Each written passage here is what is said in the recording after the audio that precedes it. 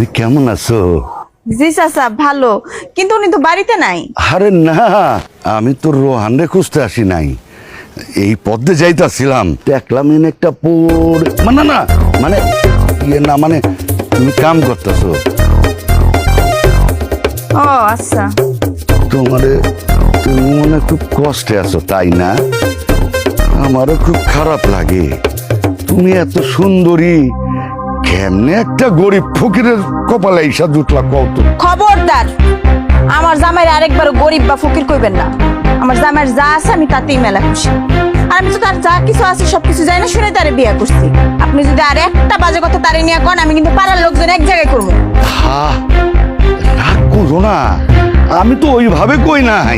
হ্যাঁ, আর হলো একটা কথা, তোমার যদি কোনো কিছু প্রয়োজন হয়, যদি কিছু লাগে আমারে কইবা, আমি কম হাত থেকে আইনা দেবো না।